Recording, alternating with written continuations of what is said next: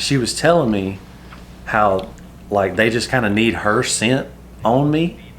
So she starts taking her hands and rubbing it all over my body. Classic. So she's like, Classic. I didn't mind it when Was she it was worth rubbing it? like my calves and the bottom of my legs, because that's where dogs kind of sniff. But she started rubbing other areas, pretty close. Yeah. And I was like, Really putting her scent on you.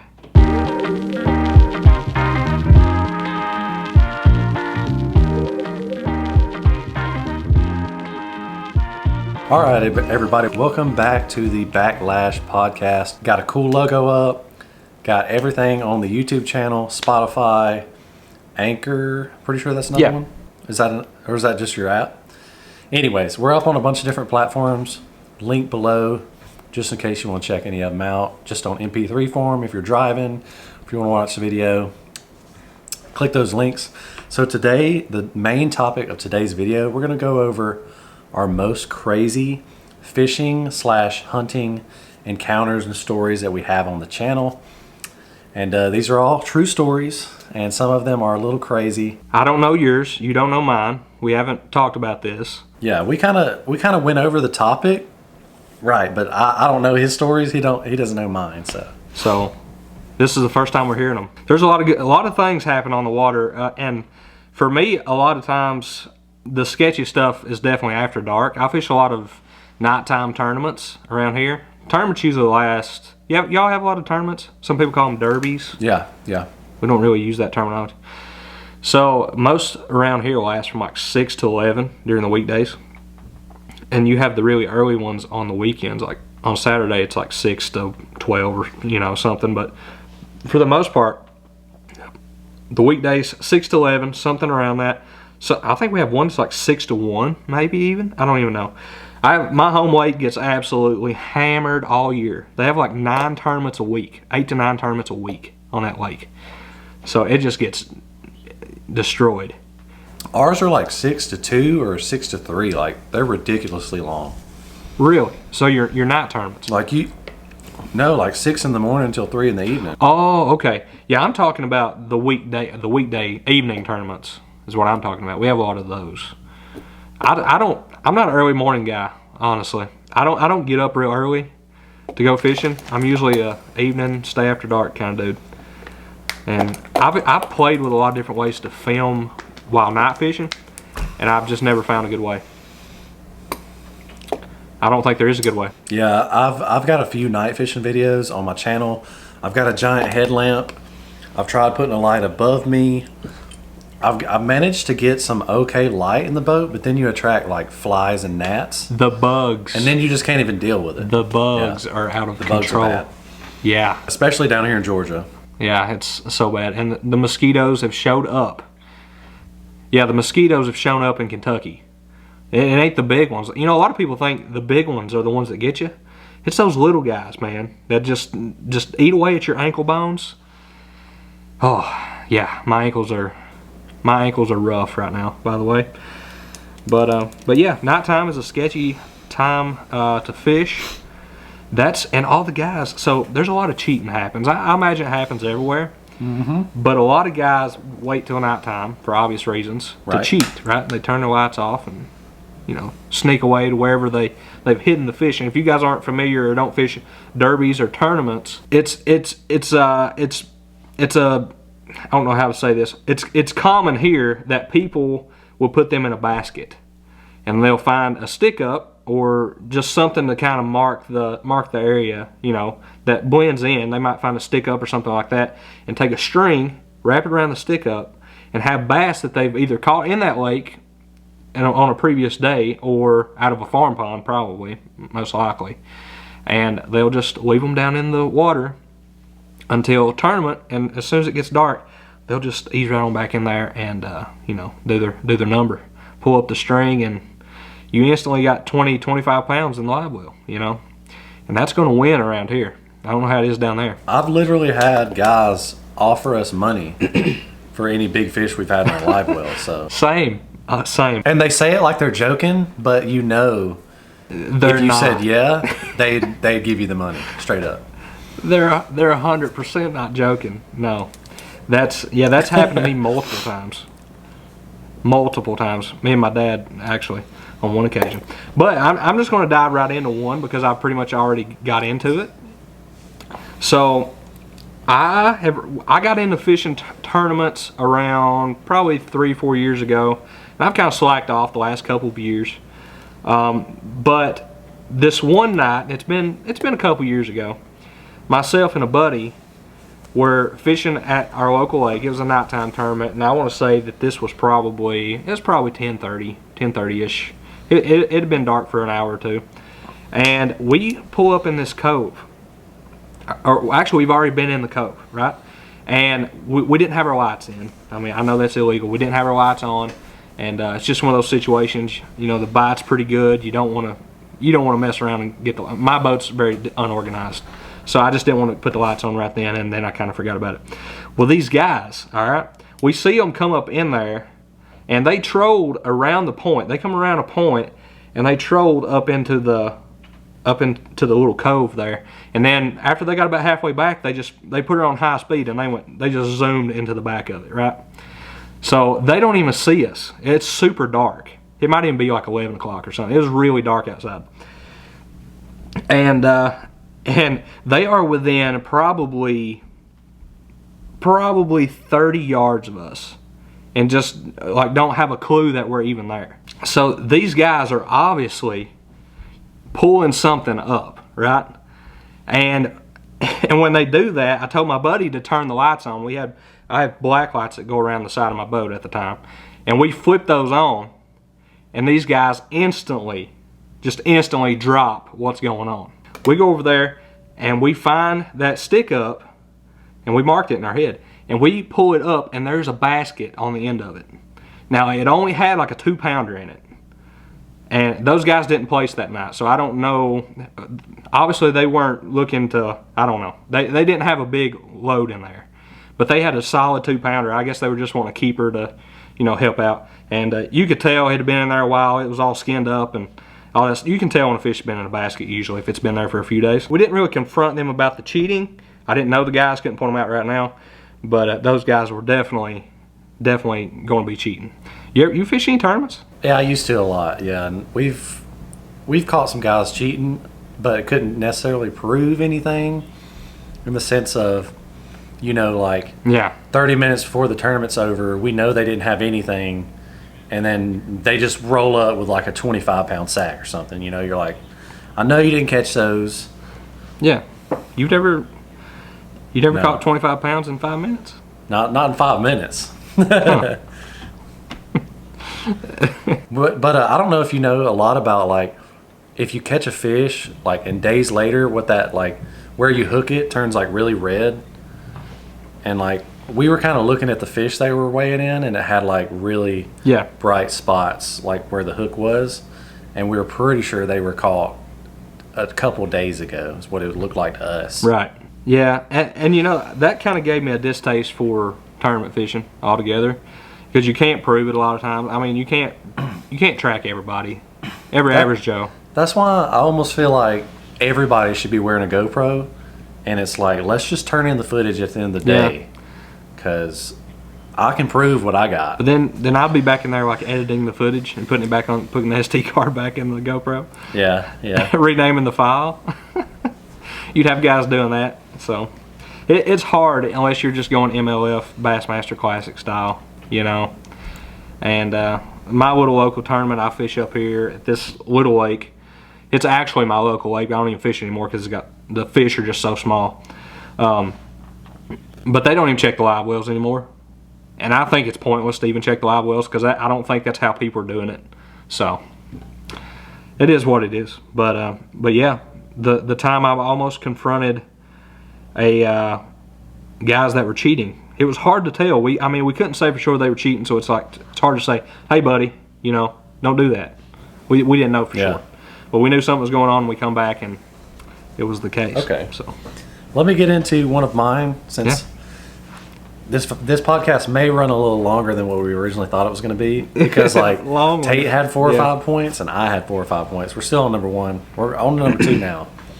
But the time that I accidentally trespassed on Travis Tritt's land. And if you don't know who Travis Tritt is, He sings like "Here's a quarter, call somebody Country who legend. cares." Yeah, the big country star Yeah. who owns a lot of property in Paulding County, Georgia, close to where I live, about an hour away, Dallas, Georgia. And Doesn't seem like the kind of guy you want to trespass on his no, land. no. See, he has a fence around majority of his property, except for the back half where the swamp is, because you wouldn't think people would be trespassing through the swamp area, except some redneck fishermen, obviously. So, Yeah, except a Georgia Bass Master. long story short, my grandpa caught a 12-pound, 4-ounce bass in this lake that's behind Travis Tritt's property. This was like 30 years ago. So it's just known to have giant fish in it. And my dad used to always walk down the creek and fish the lake. Well, he decided to take me and a buddy of mine. I will not name his name. Don't want to get him in trouble. And we were fishing along the edge of the creek, and it had been 10, 15 years since my dad had been there. So you know how like creeks change after floods and things? So we ended up getting turned around somehow in this swamp. So we ended up just like trucking along. Finally, we just get on some dry ground, grass, and we're just walking. And then I come over this hill and I just see this mansion. We're in Travis Tritt's like backyard. And Whoa. he has like one or two ponds on his property. And we were very, very tempted to start fishing that pond. But like we were literally within like, we could have been shot. And it probably could have been legal for who knows, you know, what type of lawyers that guy has. But long story short. So you just stumbled upon this mansion. Well, we knew it was there. Like it had no indication. On the other side of the lake. We just didn't realize that's where we were until we stumbled up on it. Okay, I see. I mean, yeah, like we weren't intentionally trespassing on his land. We just ended up in his backyard. And yeah, that was a fun. So I did cast one cast with my spinnerbait in his pond. That way I could just say that I fished Travis Tritt's pond. Although, you know, I'm going to say this was a long time ago, so maybe he won't do anything about it. Hopefully. It was an accident.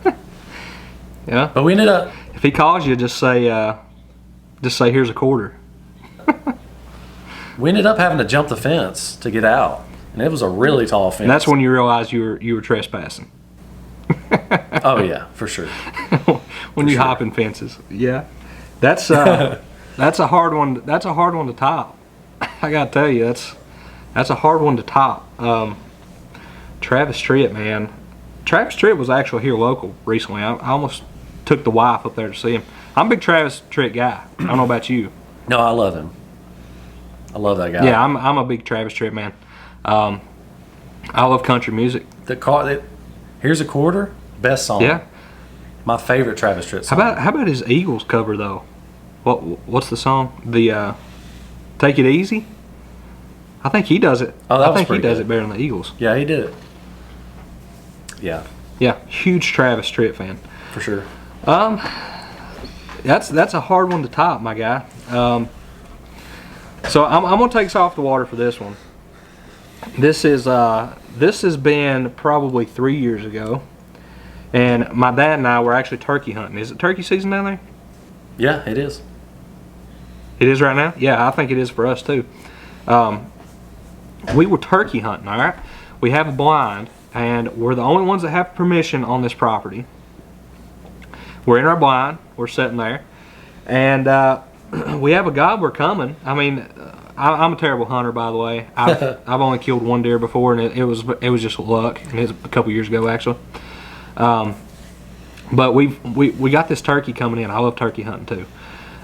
So it's coming in. It's getting closer, and all of a sudden we hear it rustling in the leaves, and it's too loud to be a turkey, but I've got my hopes up, right?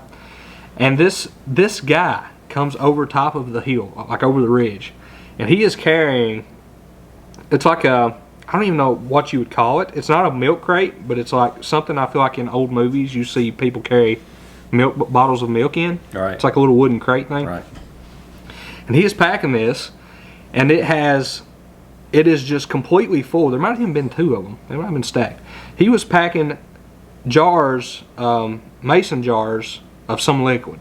Yeah, moonshine. I don't maybe. know. I mean, the first thing that pops in your head is moonshine. White lightning. And this guy, I hate to, Wild Lightning, as George Jones says. But I hate to profile this guy, but he kind of had scabs on his face, looked kind of rough.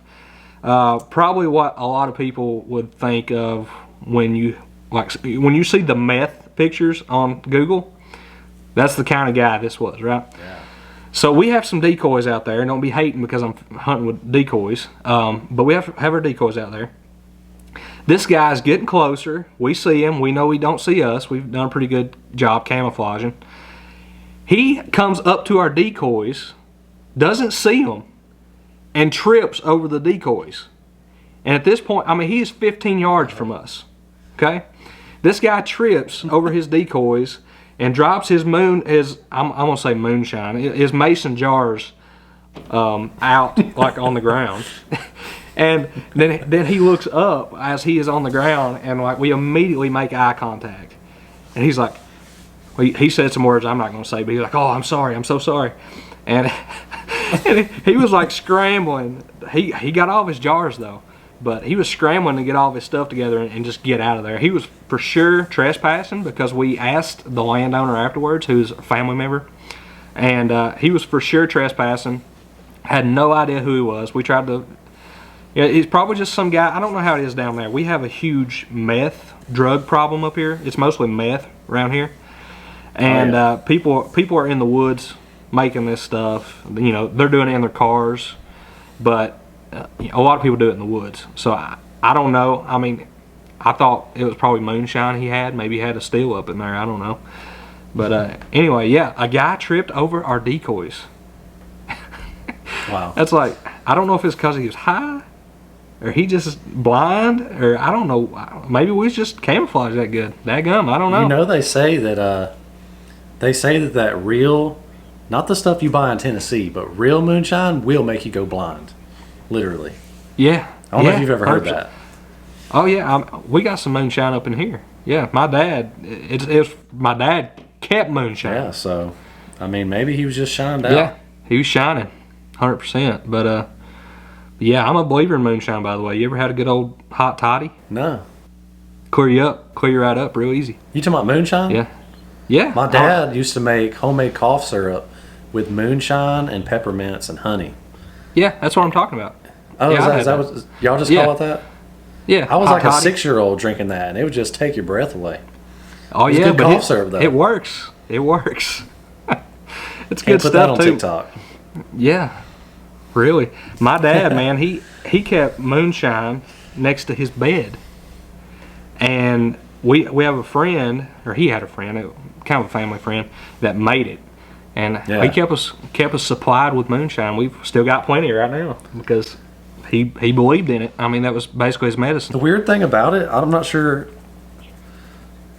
how it is up there, but in Georgia, you're actually allowed to own like 1 gallon of moonshine in your house.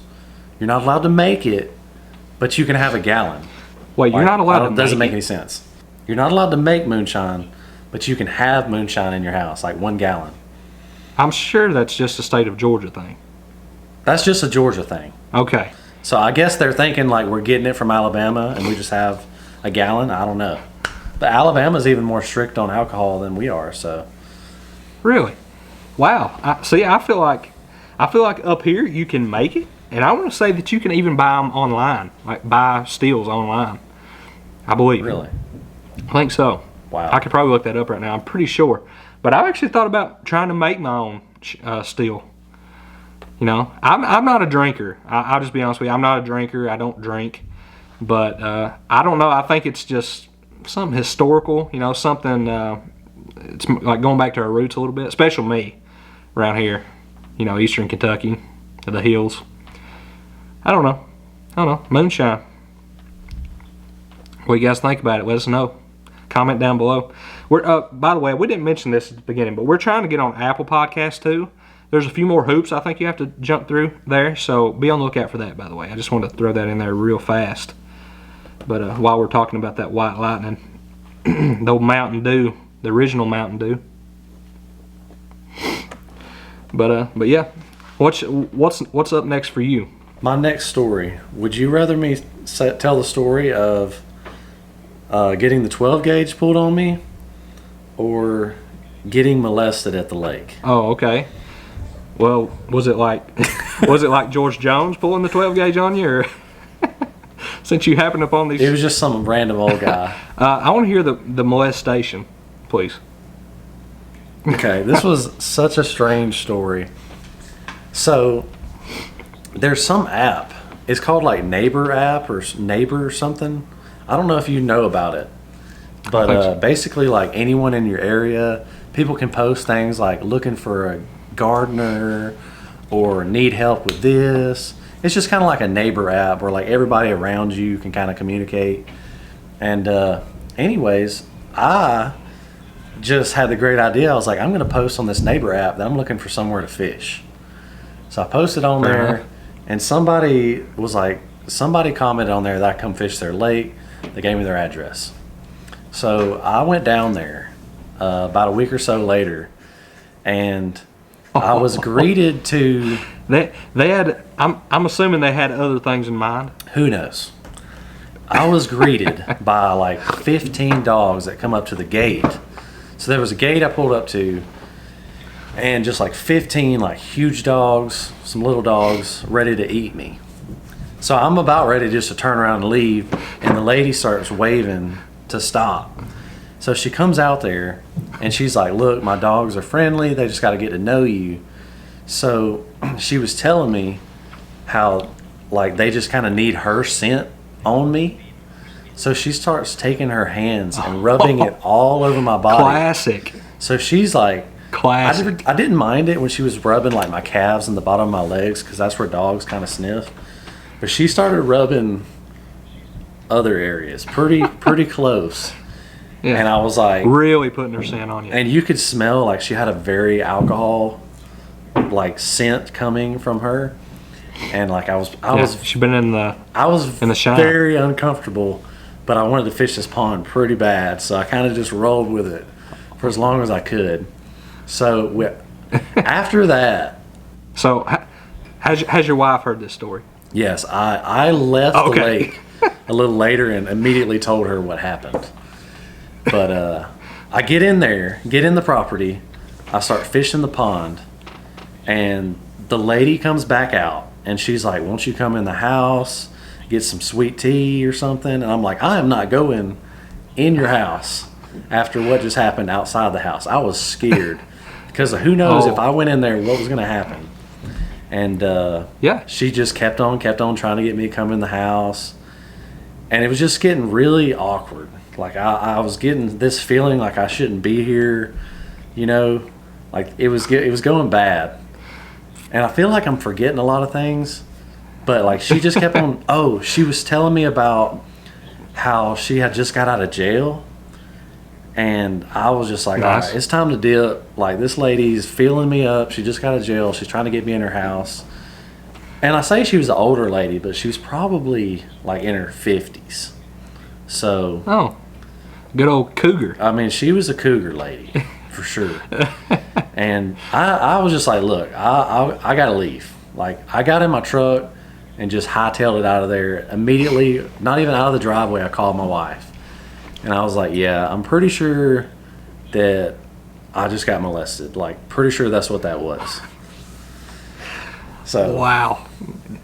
Yeah, if the roles were reversed and it was like a 50-year-old guy and a 20-year-old chick, oh my goodness, I couldn't imagine. Headlines. Oh yeah.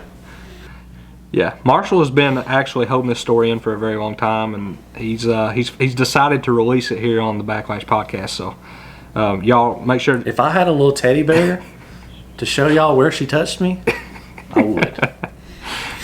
Probably somewhere around the no-no square, I would imagine. Yeah, it was. That's man. Let's just not talk about me anymore. Let's just talk about you, okay? Let's just talk about your stories. You got some good ones. Oh man. Wow. Marshall. Wow. Molested. Hey, that's a price you got to. But I mean, you got to shoot your shot. If you're the cougar lady, I mean, you got to shoot your shot. So. Look, you know you're a diehard fisherman when I didn't leave and I still fished the lake. Was it worth it? But I mean, eventually enough was enough. I mean, I caught a couple of fish, Okay. but I was like, no, I gotta go. Wow, that's great. That's great. Well, all right. I'll tell my final one that I have here. Just does not exceed that. I'll just go ahead and tell you. But do you believe in spirits, like ghosts? Bro, have you read my? Okay, no. My last point was about something like that, but I want to say no. I'm kind of religious to a certain point. Yeah. I mean, I am, but Same. I'm gonna say that I don't necessarily believe people's spirits get trapped here. I kind of just feel like it's more of like evil spirits, that if you kind of encounter spirits, not somebody that you know, because like the Bible talks about like familiar spirits, and like, sure. But it's all like in a negative way. So I'm gonna say no, but I do believe there's like a spiritual realm. So yes. Okay. This is how I feel about it. We'll preface this story with this. I feel like if you believe there are good spirits, I feel like you must if you believe the Bible, for sure. But if you believe there are good spirits, you must also believe there are evil spirits. Oh yeah, for sure. So I'm not saying I encounter an evil spirit by any means. This thing didn't do anything to us. But we were actually on Lake Cumberland, I think. It's part of the Cumberland River. And we had got, the first time we'd ever been this place, we just got the boat. I had no maps. We could not find the dock. Like I said, I'm a big nighttime fisherman.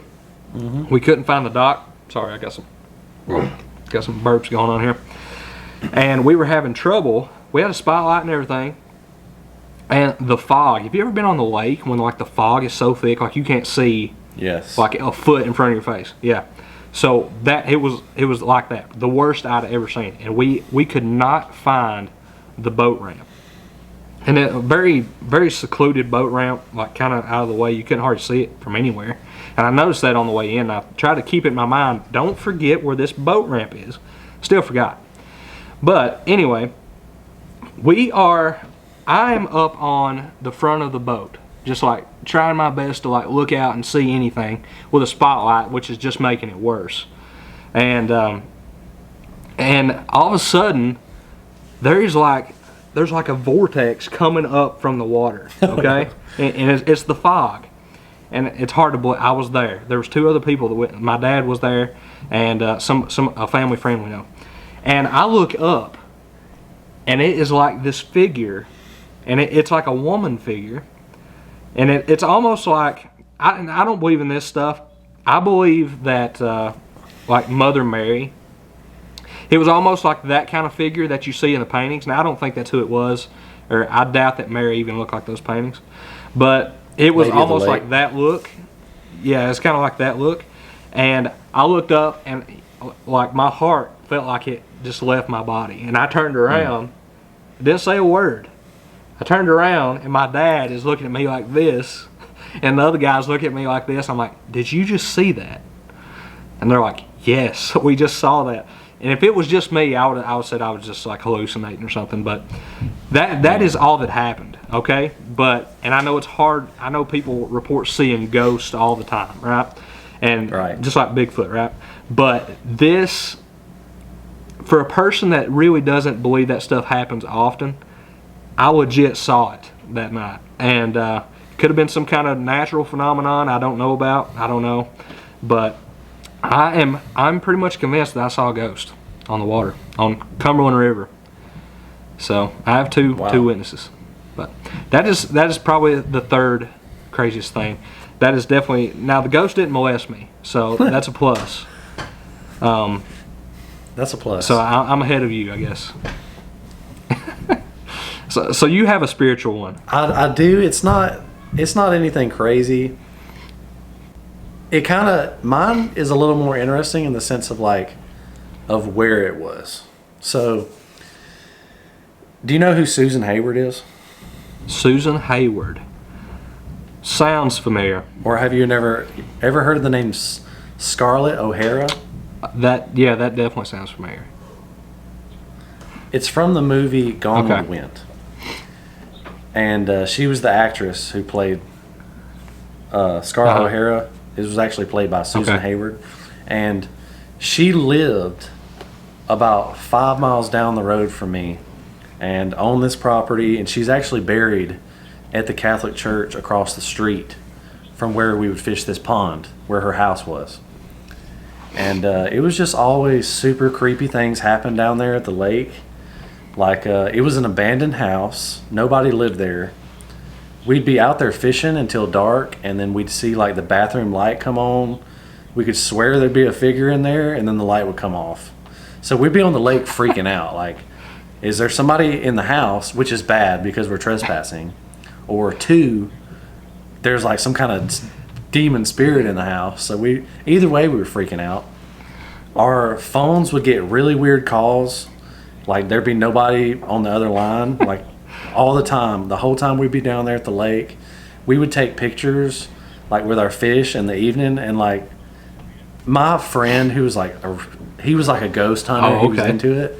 He was probably hyping me up more than what I was you actually definitely going talked on. up. I was talked up. Like, looking back now, it probably wasn't anything crazy, but, like, he'd be swearing there's, like, little spirit orbs in our photos in the background. You know, like, when Yeah. you take a photo at night, like, he's like, that's a spirit orb right there. But as a 15, 14-year-old, I was freaking out. That's a freaking Like, orb. that place, and we just used to think that it was just haunted by her ghost, Susan Hayward's ghost. I mean, and we just always called it the Ghost Lake. Like, we're gonna go fish at the Ghost Lake today, and we'd bring girls down there, like, and try to get them scared. classic move. Yeah. I mean, I think that stuff. I definitely think ghosts exist. Now, like I said, I don't know if they exist in the way that we see them in the movies, but I do think there's a spiritual realm. So, let us know down in the comments. Do you, if there is a comment section, is there a comment section on podcasts? I don't know. I don't even know. I may need to put this at the beginning of the video, but if you guys leave us a 5-star review, we will read it at the beginning of the podcast. Sure.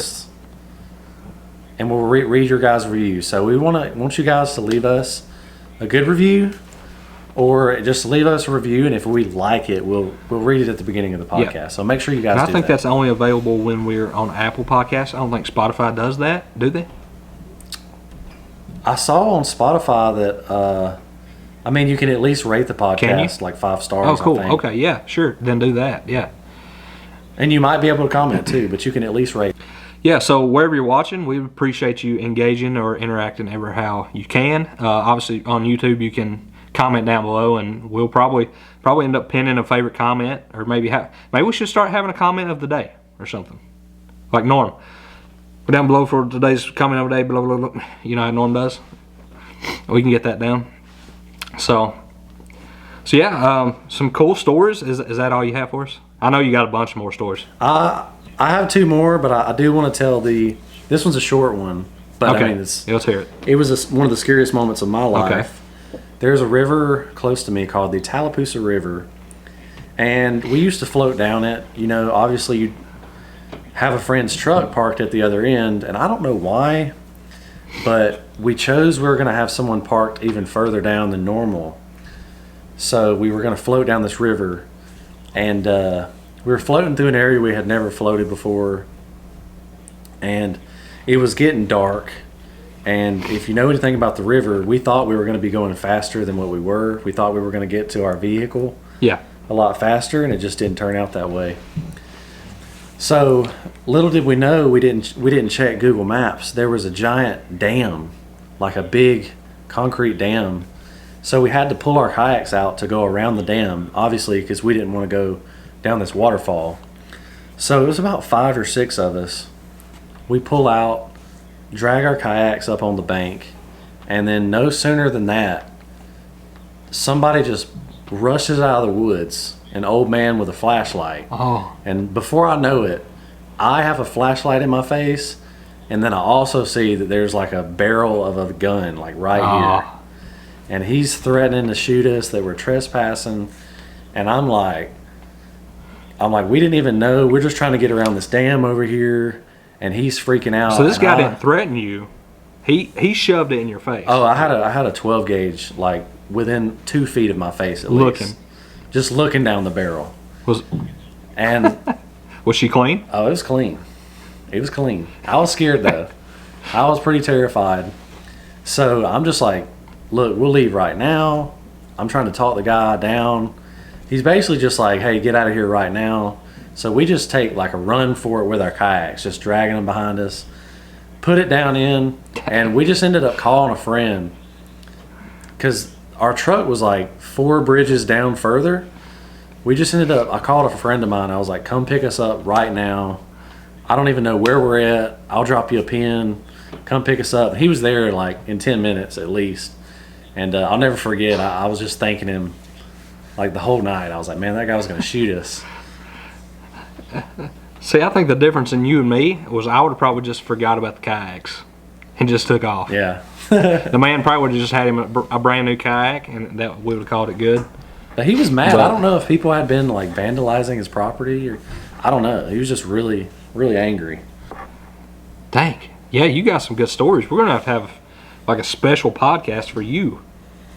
Dang. Yeah, make sure to follow Marshall for tips on how not to trespass. It seems like all my videos have to deal with trespassing. If you trespass, you're going to have good stories. I can guarantee you that.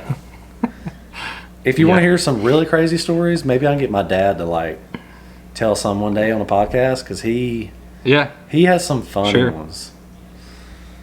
Yeah, heck yeah. I'm down for that. But speaking of that, we need to get some guests on here. This is our 5th episode. Is it 5th or 4th? Fifth podcast. I don't know. Number 5. 5th podcast. I think it's time probably for a guest. Maybe we might try to work that on soon. So yeah, if you guys have any recommendations, also let us know down in the comment section or whatever kind of section we got. Anyway, we appreciate you guys. We appreciate you guys for watching as always. Make sure to, like I said 100 times, leave us a comment, review, 5 stars, whatever you feel like leaving us. And we'll try to read reviews if there's a place to leave a review. And on our next one or whichever one we finally see reviews. Yeah, so. But anyway, if you're interested in sponsoring the Backlash Podcast, make sure to email us, and we have our email down in the description or notes. And guys, I think that is everything, and we will see you guys next time on another podcast, the Backlash Podcast. Appreciate you listening.